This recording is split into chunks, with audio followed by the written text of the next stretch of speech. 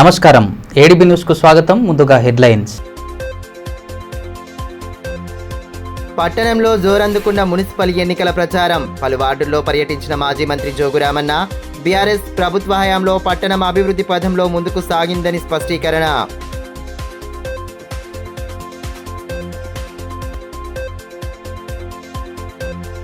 పుర ఎన్నికల వేళ పోలీసుల ఫ్లాగ్ మార్చ్. ప్రధాన వీధుల గుండా ఫ్లాగ్ మార్చ్ చేపట్టిన పోలీసులు రాంపూర్ చెక్పోస్ట్లో సరైన పత్రాలు లేని 28 లక్షలు స్వాధీనం.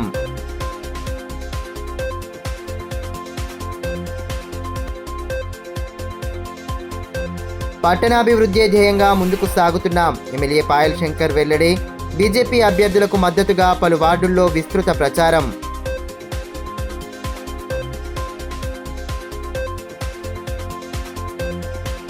మున్సిపల్ ఎన్నికల ప్రచారం జోరందుకున్న నేపథ్యంలో పట్టణంలోని 47వ వార్డు బీఆర్ఎస్ అభ్యర్థి తరపున మాజీ మంత్రి జోగురామన్న ఇంటింటి ప్రచారం నిర్వహించారు.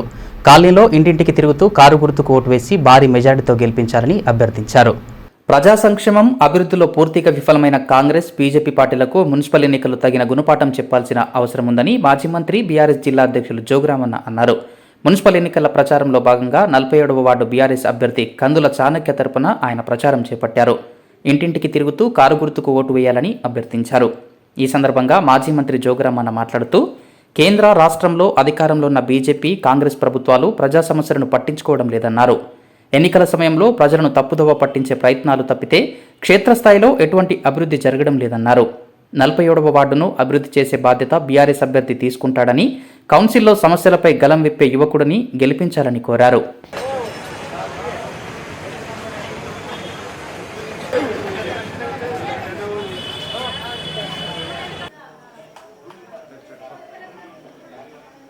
మీరు ఎక్కడన్నా ముచ్చట పెట్టేటప్పుడు ఇలా ఎక్కువ సమాజంలో సగం మంది మహిళలు ఉన్నారు. ఇలా ఆడవాళ్ళకు సంబంధించిందే, అది నరేంద్ర మోడీ అయినా అది మన రేవంత్ రెడ్డి అయినా ఇద్దరికి మోసం చేసింది వాళ్ళు, మహిళలకు మోసం చేసింది ఇద్దరు. ఏమన్నా రేవంత్ రెడ్డి, నేను ముఖ్యమంత్రి అయిన వెంటనే 2000 రూపాయల పెన్షన్ వస్తున్నది, నేను గెలిచిన వెంటనే 2000 వచ్చిన వాళ్ళందరికీ 4000 ఇస్తా అని చెప్పి. ఇది మీరు ఎక్కడైనా మనం ప్రతి దాంట్లో కూడా ప్రతి ఒక్కళ్ళకు మీతో పాటు మీరు అందరికీ చెప్పవలసిన అవసరం ఉంది. 4000 లేవు, ఆ 2000 సక్రమంగా పడలే మొదట్లో. ఈ రకంగా ఇది ఒకటైంది. ఆడవాళ్ళందరికీ పెన్షన్ రాకుండా 18 ఏళ్ళు నిన్నటువంటి మహిళలందరికీ మహాలక్ష్మి పేరు మీద ఎంత ఇస్తున్నాడు? 2000 ఇస్తాడు. ఇచ్చిండా? ఇయ్యలే కదా. మరి ఎందుకు ఓటేయాల కాంగ్రెస్కు? మరి 2000 చాలా 4000 చేస్తాను చేయలేదు కాబట్టి ఎందుకు కాంగ్రెస్ ఓటేయాలా? 2. మూడోది, ఇలా గ్యాస్ 500 రూపాయలకే గ్యాస్ అని చెప్పిండు. ఎంతమందికి గ్యాస్ వస్తున్నది? ఇక్కడ కూడా 500 రూపాయలకు గ్యాస్ వస్తలేదు. మరి అందుకొరకు ఇద్దామా కాంగ్రెస్కు? అంటే ఆయన చెప్పినాయి కదా. రేవంత్ రెడ్డి కథ. ఇక పాయల్ శంకర్ గెలిచిండు, నరేంద్ర మోడీ పేరు చెప్పిండు, హిందుత్వం పేరుతో చెప్పిండు, హిందూ మతం గురించి చెప్పిండు. ఎస్, మనం హిందువులం కామా? మరి రవి అన్న ప్రతి ఇయ్యల కాదు, తను పుట్టినప్పటి నుంచి కూడా కందుల రవి అంటేనే ప్రతి హిందువులకు సంబంధించినటువంటి ప్రతి కార్యక్రమాలలో మరి అందరికంటే ముందుండి మరి అన్ని కార్యక్రమాలు చేసినటువంటి వ్యక్తి. అంటే ఒక భారతీయ జనతా పార్టీ హిందువు అన్నట్టు, ఇక మిగతా వాళ్ళు హిందువులం కామన్నట్టు. ఇదే కథ జోగురామన్రెడ్డి గారు సత్యనారాయణ కథ చెప్పడా? కథ చెప్పించుకోమా. మరి మన పెళ్లిలకు బిడ్డల పెళ్ళి అయితే బ్రాహ్మణుడు వచ్చి పెళ్లి అయ్యాడా? అంటే మరి మొన్నటిదాకా గూడెం నాగేష్ ఇదే ఎంపీ మా పార్టీలో ఉండే, మరి ఇప్పుడు బీజేపీలో పోయిందంటే కదా స్వచ్ఛమైన అయిపోతాడా? అభ్యర్థులు ఎన్నికల నియమావళి తప్పకుండా పాటించాలని, ఎన్నికలలో వ్యయ పరిమితి 1 లక్ష రూపాయలుగా నిర్ణయించడం జరిగిందని ఎన్నికల సాధారణ పరిశీలకులు హనుమంతు నాయక్ తెలిపారు. మున్సిపల్ ఎన్నికల నేపథ్యంలో జెడ్పీ సమావేశ మందిరంలో ఏర్పాటు చేసిన సమావేశంలో ఆయన పాల్గొని అభ్యర్థులకు విస్తృత సూచనలు చేశారు.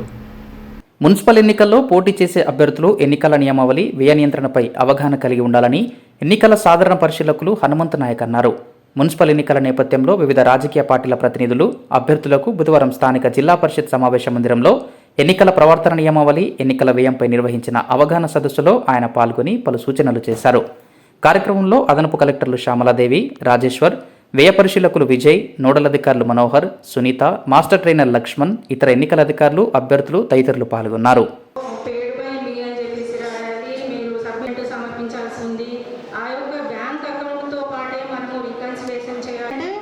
అలాంటి సిచ్యువేషన్ మీకున్నటువంటి సమయాన్ని వేస్ట్ చేయకుండా డే టు డే అదిగా కూర్చున్నాం.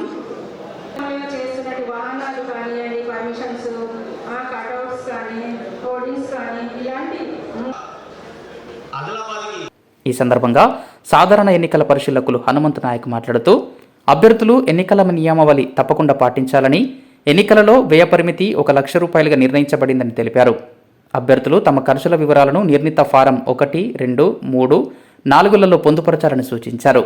తాము చేసిన ఖర్చుల వివరాలను ఈ నెల 6, 9వ తేదీలలో మున్సిపల్ కార్యాలయంలో ఆడిటర్లకు చూపించి తమ సందేహాలను నివృత్తి చేసుకోవాలని స్పష్టం చేశారు.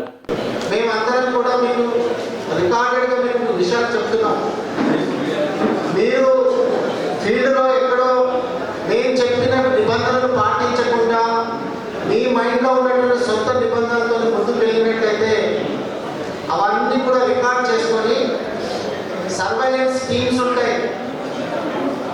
మీ వార్డులో మీరు ఏ ప్రాంతంలో అయినా నిబంధనలకు విరుద్ధంగా వ్యవహరించినా కూడా సర్వైలెన్స్ టీమ్స్ మీకు తెలియకుండానే క్యాప్చర్ చేస్తుంది. లేదా మీ వార్డుకు మీరు ఎంట్రీ అయ్యే దగ్గర స్టాటిక్ సర్వైలెన్స్ టీమ్స్ ఉంటాయి. అభ్యర్థి తరపున ఏం జరుగుతుందనే విషయాలు కూడా అక్కడ స్టాండర్డ్గా వీడియో రికార్డింగ్ జరుగుతూ ఉంటాయి. ఇవి కాకుండా డబ్బులు, మద్యము, ఇవన్నీ కూడా ఏదైనా వస్తువులు ఇచ్చేటువంటి విషయాలన్నీ కూడా నిషేధం. ఎన్నికలు అలా జరగకూడదు.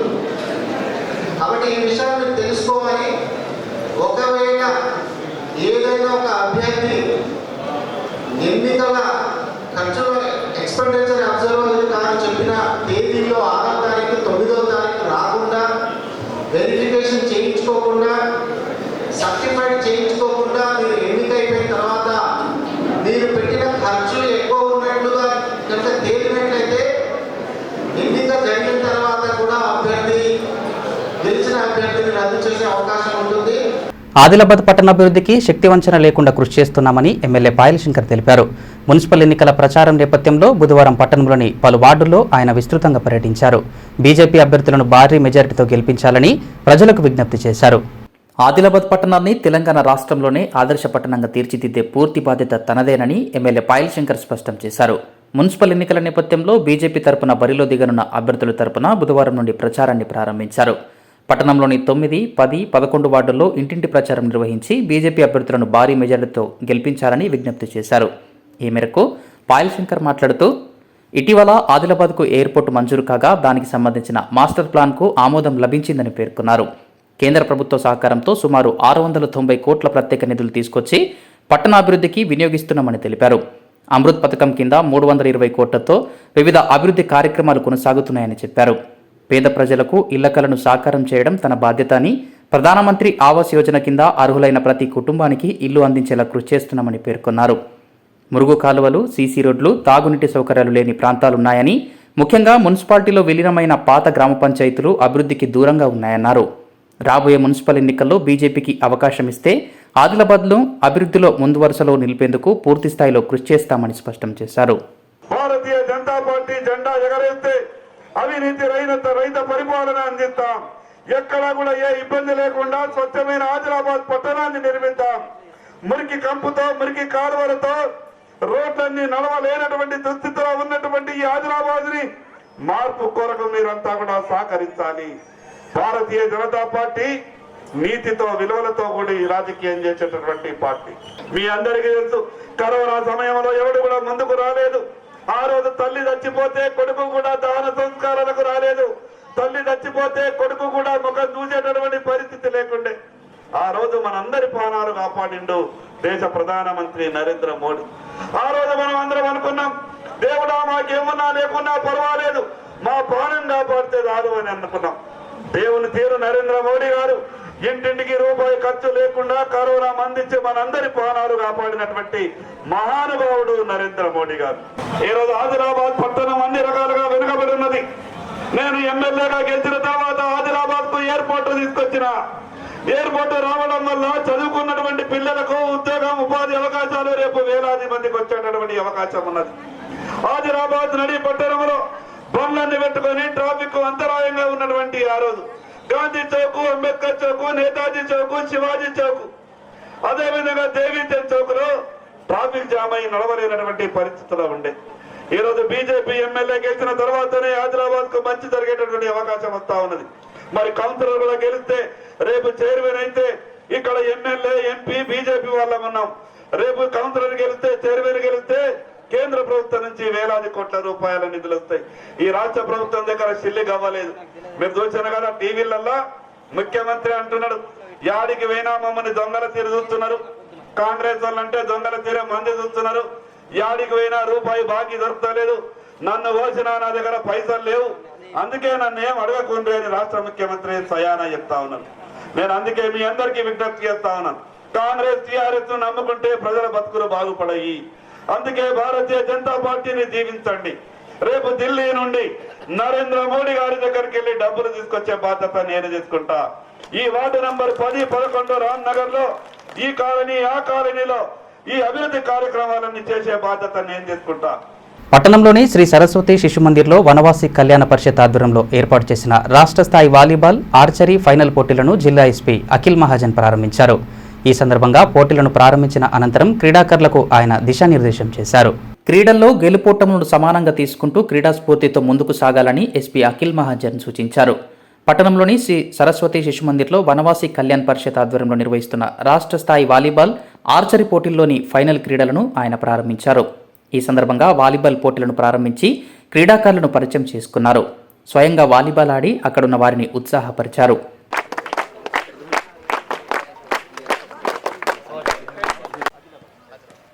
తమ్ముడు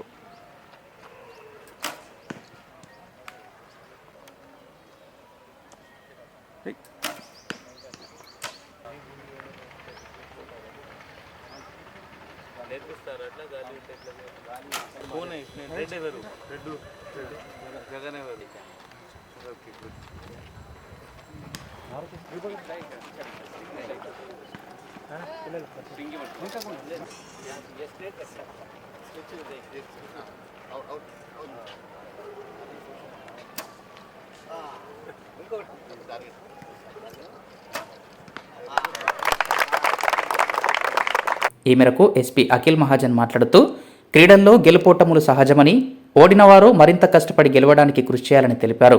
సమాజానికి ఆదర్శప్రాయంగా నిలుస్తూ భవిష్యత్తులో ఉన్నత లక్ష్యాలను ఏర్పరచుకొని వాటిని సాధించే దిశగా కృషి చేయాలని తెలిపారు. ప్రపంచం పరిగెడుతున్న వేగంతో అభివృద్ధిని సాధించే దిశగా ప్రతి ఒక్కరికి అవగాహన కల్పించాలని సూచించారు. ఉన్నత చదువులను అభ్యసించాలని, ఉన్నత లక్ష్యాలను ఛేదించే దిశగా కృషి చేయాలని దిశానిర్దేశం చేశారు. ఆట ఆడతాం, దానిలో అందరు మన స్పోర్ట్స్మెన్షిప్ పెరుగుతుంది, మన మైండ్ కలిపి ఉంటాము. కమ్యూనిటీ అంటే కలిపి వస్తుంది. మీరు అందరు ఇప్పుడు ఈ వయసులో ఇది స్పోర్ట్స్ ఆడుతున్నారు అంటే చాలా చాలా సంతోషం. ఇప్పుడు స్పోర్ట్స్ ఆడాలి అంటే దానిలో మీరు నేను గెలుస్తాను, నేను ఓడిపోతాను అంటే దాని ఆ థాట్తో మీరు ఆడకూడదు. మీరు ఆడాలి అంటే ఆడడానికి మీరు డెఫినెట్లీ మీ మైండ్లో నేను గెలవాలి ఉండాలి. ఆ కాంపిటీషన్ మీరు చేయాలి, బట్ అది ఫేర్ ప్లేతో కాంపిటీషన్ చేయాలి. ఓడిపోతే అంటే నెక్స్ట్ టైం మళ్ళీ కాంపిటీషన్ ఇంకా ప్రిపేర్ చేసి వచ్చి మళ్ళీ ఇంకా ఆడాలి. ఈ ట్రైబల్ కల్చర్ గురించి చెప్తే అంటే నేను అంటే జనరల్గా నా ఆదిలాబాద్ జిల్లాలో కూడా అంటే చాలా ట్రైబల్ పాపులేషన్ చాలా ఎక్కువగా ఉంది. నేను కూడా ఎక్కువసారి వాళ్ళతో తిరుగుతాను, వాళ్ళ ఊరికి పోతాను. నిన్న మొన్న కూడా నేను మేడారం 5 రోజు డ్యూటీ చేసి వచ్చాను. అంటే ట్రైబల్ కల్చర్ నాకు చాలా అంటే నేను నా దగ్గర నేను ఉంచుకుంటాను. మీకు కూడా ఇక్కడ ఆడడం చూసి నాకు చాలా సంతోషంగా ఉంది. మంచిగా ఆడాలి. ఇప్పుడు మీ ఫ్యూచర్కి, మీ ట్రైబల్స్కి మీరే ఒక ఫ్యూచర్ ఉన్నారు. ఎందుకంటే మీరు ఇప్పుడు చిన్న పిల్లలు ఉన్నారు. మీరే మీ ట్రైబల్ కల్చర్కి కాపాడుకోవాలి, మీరే మీ ట్రైబల్ కల్చర్కి ఇంకా ముందు తీసుకుపోవాలి. అదే ట్రైబల్ కల్చర్కి మీరు ఇంకా డెవలప్గా చేయాలి. ఎక్కడెక్కడ మనకి ఇష్యూస్ ఉన్నాయి అంటే మనం మేబీ ఎడ్యుకేషన్లో వెనుక ఉండొచ్చు, హెల్త్లో వెనుక ఉండొచ్చు, అన్నీ మీరే ఇప్పుడు ఎడ్యుకేట్ అయ్యి ఇప్పుడు మీరు ఎక్కడ దూరం నుంచి ఇక్కడ జిల్లాకి వచ్చారు. మీరు ఇప్పుడు ట్రావెలింగ్ చేస్తున్నారు. చాలామంది హైదరాబాద్ కూడా పోయి ఉండొచ్చు. హైదరాబాద్ మీరు చూసి ఉండొచ్చు, హైదరాబాద్ ఎట్లా డెవలప్ అయింది నా జిల్లాలో. లేకపోతే నేను గూడాలో ఉన్నాను అంటే లేకపోతే ఎక్కడైనా ఊరులో ఉన్నాను అంటే దానికి హైదరాబాద్తో కంపేర్ చేస్తే ఏం చేయాలి, ఎంత తేడా ఉంది, ఇంకా ఏం డెవలప్ చేయాలి అంటే అది బాధ్యత కూడా మీ పైన ఉంటుంది. ఎందుకంటే మీ ఊరులో అందరు హైదరాబాద్ పోలేరు, మీ అమ్మ నాన్న పోలేదు, బట్ మీరు పోయి ఉండొచ్చు, మీరు చూసి ఉండొచ్చు ఆ హైదరాబాద్ ఎంత పెద్ద అయినాయి, ఏమేమి కంపెనీస్ ఉన్నాయి, పెద్ద పెద్ద బిల్డింగ్ ఉన్నాయి, పెద్ద పెద్ద హోటల్స్ ఉన్నాయి, రెస్టారెంట్స్ ఉన్నాయి, అన్ని రోడ్స్ మంచిగా ఉన్నాయి, మంచి మంచి బ్రిడ్జెస్ ఉన్నాయి, మంచి మంచి గార్డెన్స్ ఉన్నాయి, బట్ ఆ డిస్ట్రిక్ట్లో లేవు. సో మీరే ఇప్పుడు మీ వాళ్ళకి చెప్పి దట్ ఇట్లా డెవలప్మెంట్ అవుతుంది, ప్రపంచం ఇట్లా ముందుకు పోతున్నాయి, మనం ఎక్కడ వెనుక ఉన్నామంటే మనం ముందుకు పోవాలి. వాళ్ళకి మీరే ఇప్పుడు మోటివేట్ చేయాలి. ఇప్పుడు ప్రతిదానికి ఎస్పీ, కలెక్టర్, లేకపోతే ఇది వన్వాసి, కళ్యాణం వీళ్ళు పోదానికి వీలు లేదు. ప్రతి ఊరులో మీరే ఒక రిప్రజెంటేటివ్ అయి మీరే మీ ఊరు వాళ్ళకి మోటివేట్ చేయాలి దట్ మనం డెవలప్మెంట్ చేయాలి. మున్సిపల్ ఎన్నికల నేపథ్యంలో పట్టణ ప్రధాన వీధుల గుండా పోలీసులు ఫ్లాగ్ మార్చ్ నిర్వహించారు. డీఎస్పీ జీవన్ రెడ్డి నేతృత్వంలో ప్రధాన కూడళ్ల గుండా పోలీసులు ఫ్లాగ్ మార్చ్ చేపట్టి నిర్భయంగా ప్రజలు ఓటు హక్కును వినియోగించుకోవాలని సూచించారు. రానున్న మున్సిపల్ ఎన్నికల నేపథ్యంలో ఆదిలాబాద్ పట్టణంలోని ప్రధాన కూడళ్ల గుండా పోలీసులు ఫ్లాగ్ మార్చ్ నిర్వహించారు. ప్రజలు నిర్భయంగా ఓటు హక్కు వినియోగించుకోవాలని సూచిస్తూ ఎటువంటి అత్యవసర సమయంలోనైనా పోలీసులు అందుబాటులో ఉంటారన్న హామీ ఇచ్చేలా ఫ్లాగ్ మార్చ్ సాగింది. డీఎస్పీ జీవన్ రెడ్డి ఆధ్వర్యంలో ప్రధాన వీధుల గుండా ఫ్లాగ్ మార్చ్ కొనసాగింది.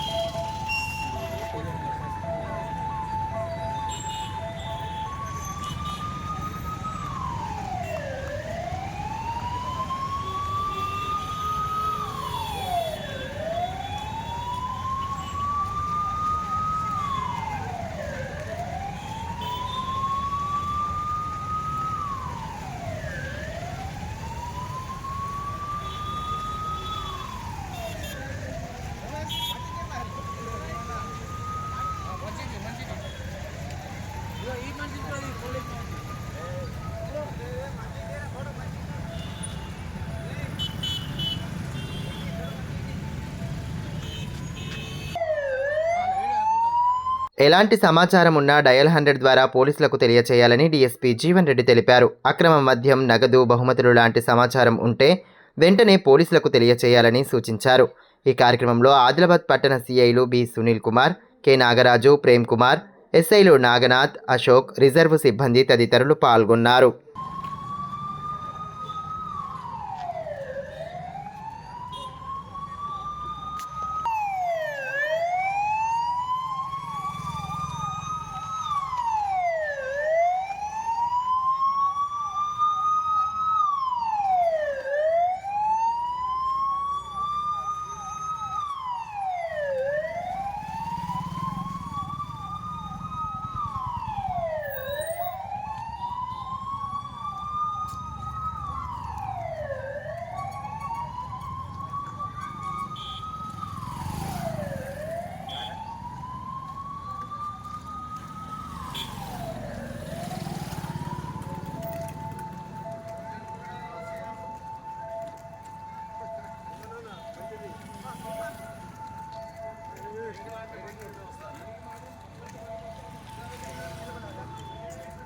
ప్రజాహితమే లక్ష్యంగా గత బీఆర్ఎస్ ప్రభుత్వ హయాంలో అనేక సంక్షేమ పథకాలు చేపట్టడం జరిగిందని, పట్టణాభివృద్ధికి కోట్లాది రూపాయల నిధులను వెచ్చించడం జరిగిందని మాజీ మంత్రి జోగురామన్న తెలిపారు.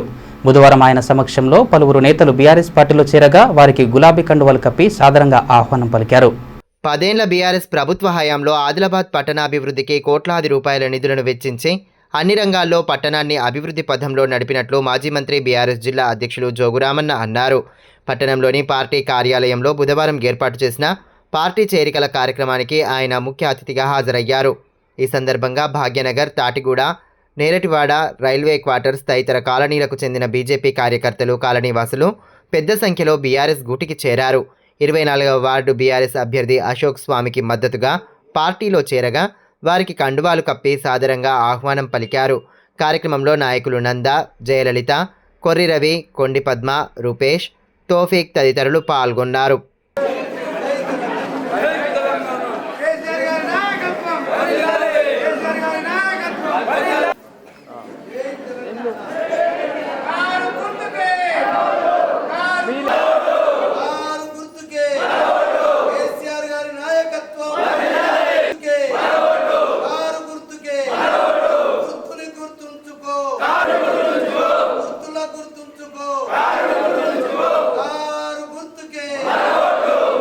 గత ప్రభుత్వ హయాంలో మంజూరైన పనులను సైతం స్థానిక ఎమ్మెల్యే ప్రస్తుతం పూర్తి చేయలేకపోతున్నారని ఈ సందర్భంగా మాజీ మంత్రి జోగురామన్న అన్నారు.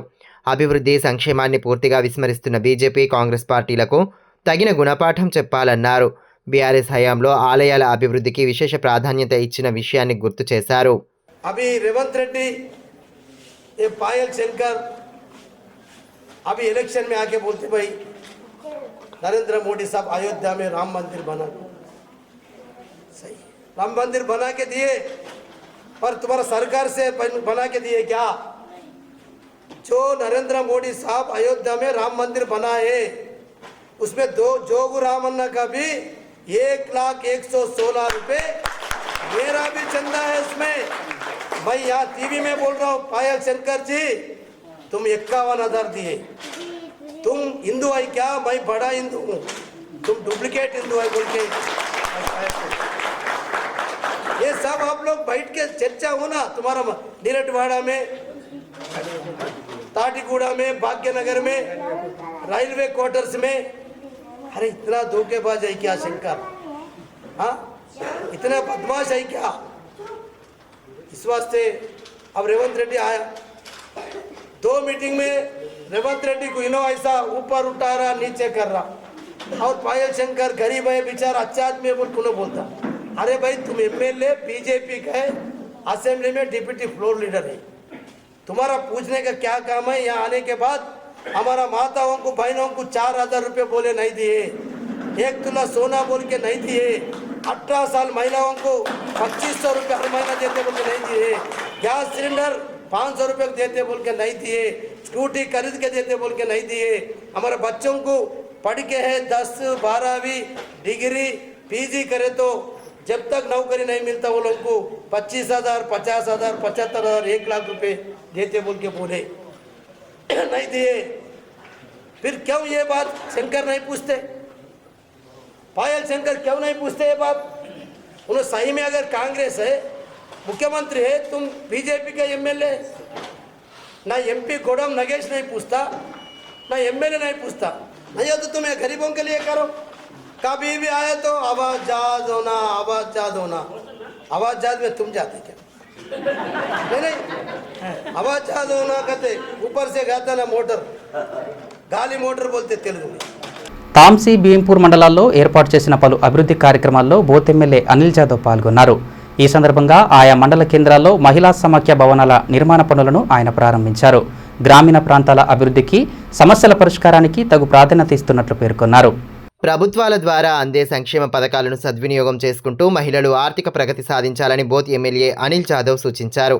తాంసీ భీంపూర్ మండలాల్లో నూతనంగా నిర్మించనున్న మహిళా సమాఖ్య భవనాలకు బుధవారం ఆయన శంకుస్థాపన చేశారు. ముందుగా తాంసీ మండల కేంద్రంలో గ్రామ సర్పంచ్ సామ సంతోష్ రెడ్డితో కలిసి శంకుస్థాపన కార్యక్రమంలో పాల్గొన్నారు. ఈ కార్యక్రమంలో ఎంపీఓ అవినాష్, ఐకేపీ ఏపీఎం భగవాన్లు, ఉప సర్పంచ్ మంత్రి గంగారెడ్డి, వివో లీడర్లు తదితరులు పాల్గొన్నారు. అనంతరం భీంపూర్ మండల కేంద్రంలో నిర్మించనున్న మహిళా సమాఖ్య భవనానికి గ్రామ సర్పంచ్ జాదవ్ రంజన్ రవీందర్తో కలిసి భూమి పూజ చేసి పనులను ప్రారంభించారు. ఈ కార్యక్రమంలో ఎంపీడీఓ గడ్డం గోపాలకృష్ణారెడ్డి, ఉప సర్పంచ్ చౌహాన్ నరేందర్, సిసిలు మహానంద, సంతోష్, మాజీ జెడ్పీటీసీ సుధాకర్, నాయకులు గడ్డం లక్ష్మణ, అడ్వకేట్ కేమ శ్రీకాంత్, లింబాజీ తదితరులు పాల్గొన్నారు. నూతన సర్పంచ్ను ఎమ్మెల్యే అనిల్ జాదవ్, అదేవిధంగా ఎమ్మెల్యేను సర్పంచ్, ఉప సర్పంచ్లు మర్యాదపూర్వకంగా సన్మానించారు.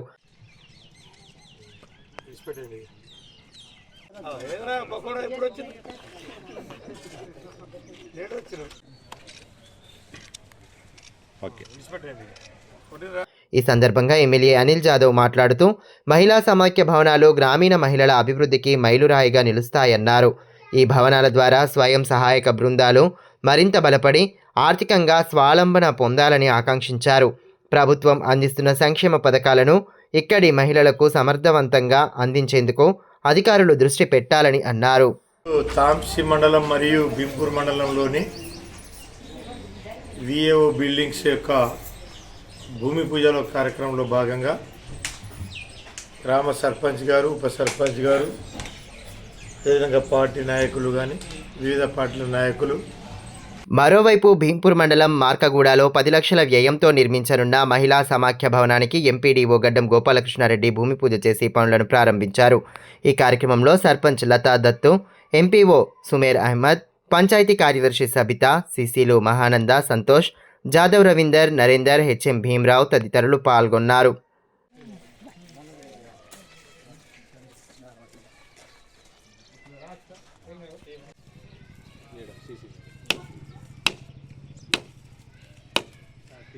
మున్సిపల్ ఎన్నికల కోడ్ అమల్లో ఉన్న నేపథ్యంలో అధికారులు నిర్వహిస్తున్న తనిఖీల్లో భారీగా నగదు పట్టుబడింది. ఆదిలాబాద్ జిల్లా కేంద్రం శివార్లోని రాంపూర్ చెక్పోస్టు వద్ద బుధవారం మధ్యాహ్నం పోలీసులు, రెవెన్యూ అధికారులు సంయుక్తంగా నిర్వహించిన వాహన తనిఖీల్లో 28 లక్షల రూపాయల నగదు పట్టుబడినట్లు పోలీసులు తెలిపారు. మున్సిపల్ ఎన్నికల నేపథ్యంలో పొరుగు రాష్ట్రాల నుండి నగదు, మద్యం అక్రమ రవాణా అరికట్టేందుకు సరిహద్దుల వద్ద నిఘాను కట్టుదిట్టం చేశారు. ఈ క్రమంలో మహారాష్ట్ర నుండి వస్తున్న ఓ ఆర్టీసీ బస్సును రాంపూర్ చెక్పోస్టు వద్ద అధికారులు సోదా చేశారు. బస్సులో ప్రయాణిస్తున్న సుభాష్ కేశవ్ అనే వ్యక్తి బ్యాగును తనిఖీ చేయగా అందులో 28 లక్షల నగదు లభ్యమైంది. సదరు నగదుకు సంబంధించి సుభాష్ కేశవ్ వద్ద ఎలాంటి పత్రాలు లేకపోవడంతో ఎన్నికల నియమావళి ప్రకారం ఆ మొత్తాన్ని అధికారులు స్వాధీనం చేసుకున్నారు. ఎన్నికల కోడ్ అమల్లోకి రావడంతో జిల్లా వ్యాప్తంగా ఉన్న చెక్పోస్టుల వద్ద రెవెన్యూ, పోలీస్ సిబ్బంది 24 గంటల పాటు షిఫ్టుల వారీగా నిరంతర నిఘా కొనసాగిస్తున్నారని అధికారులు తెలిపారు. 50,000 కంటే ఎక్కువ నగదును సరైన పత్రాలు లేకుండా తరలిస్తే సీజ్ చేస్తామని, ప్రజలు ప్రయాణాల్లో తగిన జాగ్రత్తలు తీసుకోవాలని అధికారులు సూచించారు. తనిఖీలలో DSP Jeevan Reddy, revenue, police అధికారులు తదితరులున్నారు. వార్తలు ముగించే ముందు హెడ్లైన్స్ మరోసారి. పట్టణంలో జోరందుకున్న మున్సిపల్ ఎన్నికల ప్రచారం. పలు వార్డుల్లో పర్యటించిన మాజీ మంత్రి జోగురామన్న, బీఆర్ఎస్ ప్రభుత్వ హయాంలో పట్టణం అభివృద్ధి పథంలో ముందుకు సాగిందని స్పష్టీకరణ.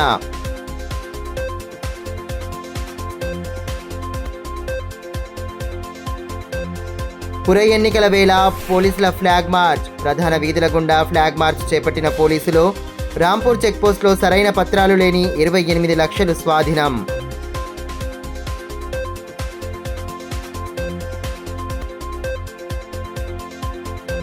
పట్టణాభివృద్ధి ధ్యేయంగా ముందుకు సాగుతున్నాం. ఎమ్మెల్యే పాయల్ శంకర్ వెల్లడి. బీజేపీ అభ్యర్థులకు మద్దతుగా పలు వార్డుల్లో విస్తృత ప్రచారం.